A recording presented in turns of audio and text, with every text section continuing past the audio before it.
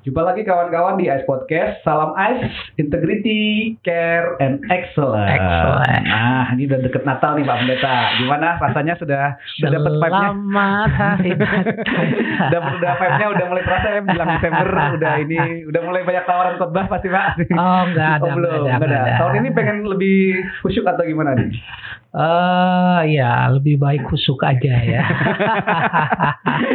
ini Pak. Jadi permasalahan tiap tahun kadang-kadang ya. Jadi ada permasalahan rutin kan kalau di negeri kita ini ya. Gitu. Jadi pokoknya kalau menjelang Natal gitu kan ada aja kelompok baik dari kalangan Kristen maupun yang bukan Kristiani gitu langsung bilang Natal itu perayaan pagan gitu kan. Terus orang Kristen ngerayain penyembahan dewa matahari gitu macam-macam lah gitu ya atau apalah gitu. Jadi ada beberapa gereja yang bahkan sampai nggak merayakan sama sekali gitu ya. Jadi, momen Natalnya mungkin ada tapi mereka nggak pakai ornamen-ornamen Natal kayak pohon cemara dan macam-macam yang dianggap pagan itu gitu kan. Sementara dari luar Kristen juga kadang-kadang ada yang mempertanyakan gitu kan. Emang bener Yesus lahir tanggal 25 Desember gitu. Nah, ini sebenarnya udah maksudnya kalau kayak kita yang rayain Natal kayaknya udah pengen ya udahlah kalau nggak mau rayain nggak apa-apa gitu kan gitu. Tapi kok kayaknya tetap perlu dijawab Pak. Menurut Pak Pendeta gimana Pak menghadapi yang begitu? Iya, itu isu lama yang selalu diperbarui tiap tahun ya. Dan bagi saya itu cerminan bahwa kita belum bisa untuk menerima dan mengakui perbedaan. Ada misalnya dalam kelompok agama tertentu yang melarang nggak boleh ngucapin Natal. Sementara di internal Kristen sendiri juga ada komunitas-komunitas tertentu yang berpikir bahwa Natal itu pagan gitu ya. Ya memang sejarahnya datang dari tradisi Romawi pagan begitu ya. Tapi kan diberikan makna yang baru. Bahwa dulu dalam tradisi Romawi ada penyembahan kepada dewa matahari, ya kan? Lalu kekristenan mengadop itu dan yang disembah memang dewanya dewa matahari, Kristus maksudnya. Matahari yang tak terkalahkan itu, gitu ya. Itu kan diberikan makna yang baru ya. Diberikan makna yang baru.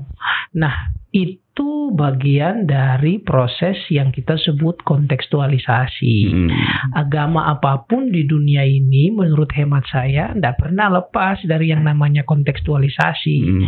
Kalau kita pengen agama itu berakar dalam satu konteks budaya tertentu, maka proses itu nggak bisa tidak dilakukan, mesti dilakukan. Nah, memang akhirnya tradisi Natal yang dirayakan dalam kekristenan itu membawa banyak sekali ornamen-ornamen, tradisi-tradisi tertentu yang diimpor dari Eropa sampai ke Indonesia.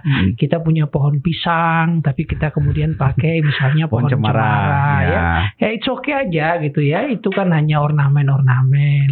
Yang terpenting adalah bagaimana kita membuka hati, membuka diri menyambut Sang Kristus itu sendiri dan memaknai kehadiran Kristus itu dalam konteks kehidupan sosial kita hari ini. Ini saya kira yang paling penting gitu.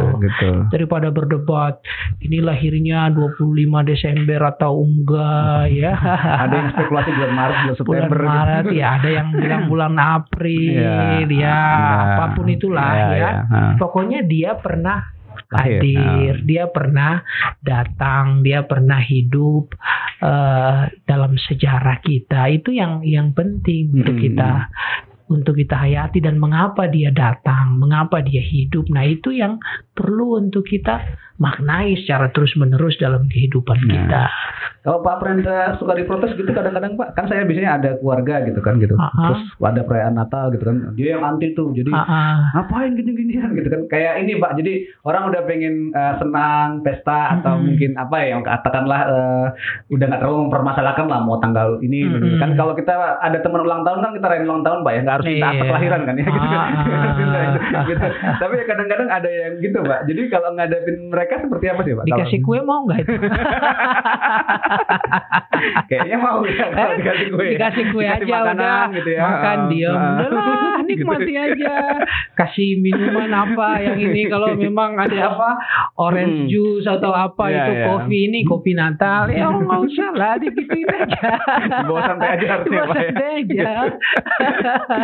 Gitu. Nah biasanya kan ini Pak, tapi itu juga kadang-kadang ada yang protes yang lain nih Pak. Ini bukan soal masalah merayakan Natalnya, tapi kadang-kadang cara kita gitu. Jadi kan biasanya kalau Natal, apalagi dulu sebelum pandemi ya, jadi semua kan ngadain acara Natal ya, perusahaan, kampus, persekutuan apa ini gitu kan, teman sewilayah gitu kan, persekutuan marga, apalah semua ngerayain Natal gitu. Tapi kan akhirnya jadi sangat ini ya, sangat komersil dan sangat ini sangat ritualistik juga ini yang paling perasa tuh biasanya biayanya mahal-mahal semua Pak gitu kan. Gitu. Terus mall-mall juga biasanya bikin ini ya supaya menarik peminat untuk belanja sebenarnya gitu ya untuk orang ke sana gitu. Nah, jadi kan ada yang lihat kok kayaknya Natal jadi seperti itu ya gitu. Jadi sekedar pesta jor-joran gitu. Nah, kalau untuk itu kita maknanya harusnya gimana Pak ya? Iya, memang apa ya?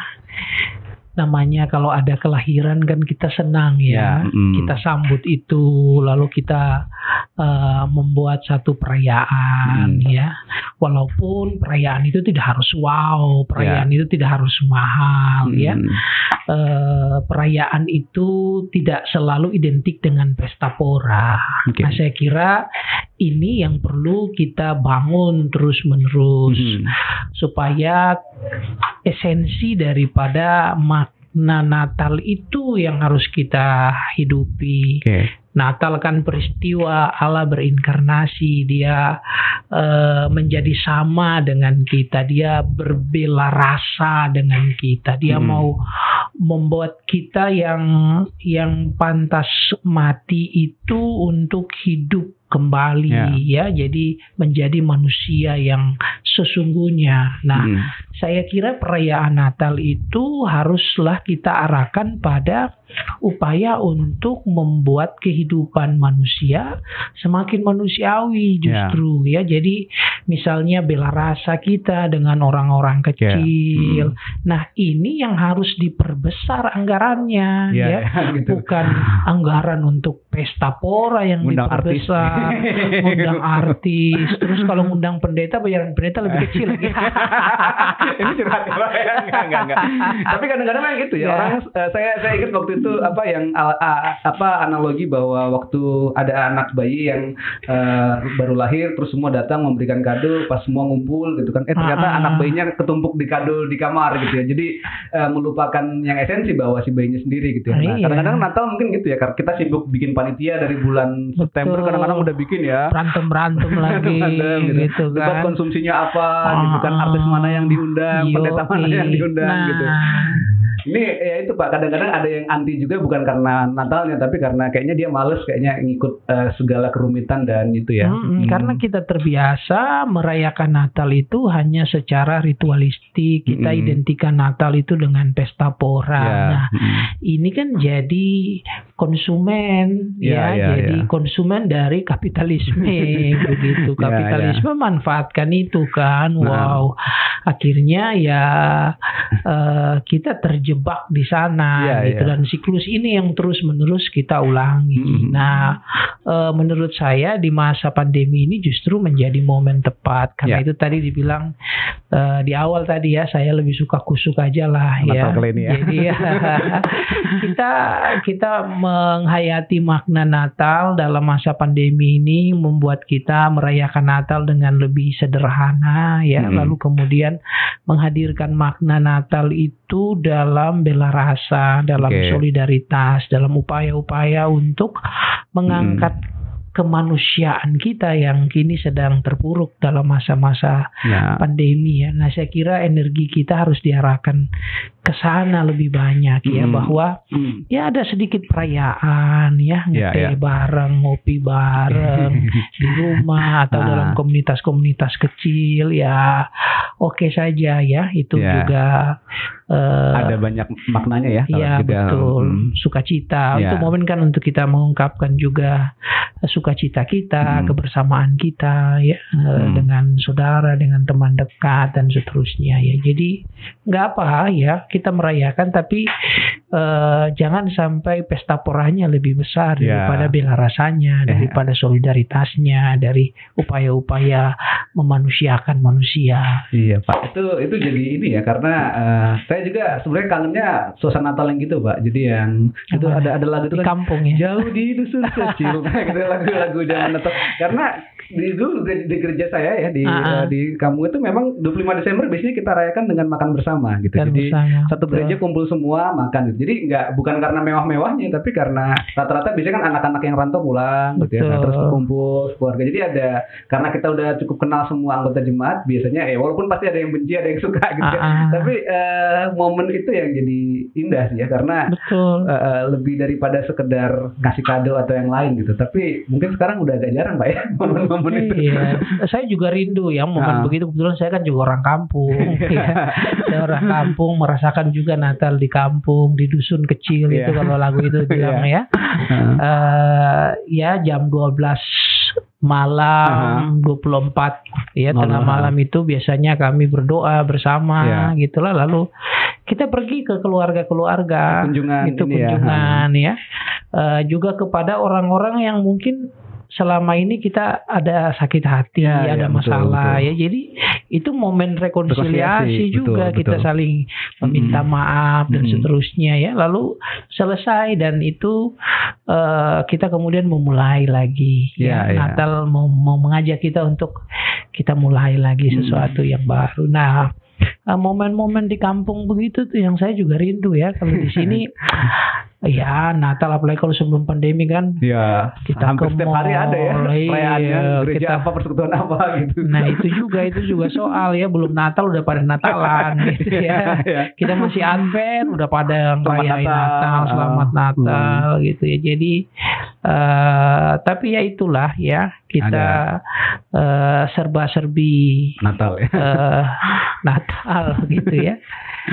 Ya, tapi mungkin kalau kita memaknai tadi seperti Pak Pendeta bilang ya, berbela rasa, terus momen rekonsiliasi, momen kebersamaan, kayaknya nggak akan ada yang anti apa ya, karena kan memang ya justru itu ya esensi yang perlu kita ajarkan soal kasih ya dalam konteks Natal. Betul. Saya kira kalau itu yang kita kedepankan, kemanusiaan itu kan mempersatukan kita semua. Betul, gitu. Pak. Mau yang di intra-Kristen atau di antar kekristenan dengan agama-agama yang lain. Saya kira kalau itu yang kita tonjolkan, maka ya saya sih lebih optimis, nggak ada yang anti-anti begitu ya.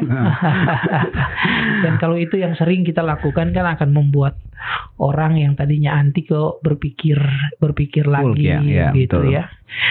Saya bilang nggak boleh ngerayain Natal, tapi kok saya dikirimin kue. Ya, gitu. Saya dapat kebaikan kok karena saya ini. Dapat kebaikan begitu ya. Kok anak saya dibantu sekolahnya dan seterusnya, dan itu dilakukan sebagai ungkapan kasih Natal misalnya gitu ya. Ada apa dengan Natal itu ya? Nah ini kan mendorong orang untuk melihat, oh iya ternyata Natal itu memang bukan pesta-pesta ya, bukan yang selama ini kita lihat itu hanya ritual pagan gitu ya. Ini ritual kemanusiaan. Betul. Ya. Yang kita semua butuhkan, karena dalam Kristus itu Allah memperbaharui kita, memperbaharui dunia gitu ya. Dan dia datang bukan hanya untuk orang Kristen. Iya, betul. Karena itu orang Kristen nggak boleh sombong, nggak boleh lupa diri, bahwa seakan-akan Kristus itu datangnya untuk dia. Enggak lah, Kristus datang untuk semua orang, betul. Termasuk untuk mereka yang menolak, yang bilang pagan itu. Iya Pak, ini jadi ini ya mungkin pembelajaran buat kita semua ya, supaya kita menghayati Natal tadi dalam makna yang esensi tadi ya, rekonsiliasi, berbagi kebaikan, berbela rasa gitu. Itu yang jadi mungkin itu. Jadi buat teman-teman yang yang mungkin ada yang anti atau mungkin yang ada pengen banget Natal tapi pesta pora gitu ya, kita perlu memaknai ulang Natal seperti itu ya. Bagaimana kehadiran Kristus, kehadiran Tuhan di dunia ini itu justru membawa banyak perubahan baik ya, seperti tadi Pak. Makasih banget Pak udah share ini. Sama-sama Pak Rizdo. Kapan-kapan kita mungkin bisa pulang ke kampung kampung ya. lah. Iya. Setelah pandemi Pak ya, kita berharap kita kembali ke masa-masa di mana Natal itu dirayakan dalam makna esensi yang tadi. Jauh di dusun yang kecil. Nanti lagi nih Pak. Makasih Pak Pendeta Hariman udah berbagi. Terima kasih teman-teman yang menyaksikan. Selamat menyambut Natal ya buat semua teman-teman. Ya, selamat sambut Natal ya. Oke, salam AIS, integrity, care, and excellence.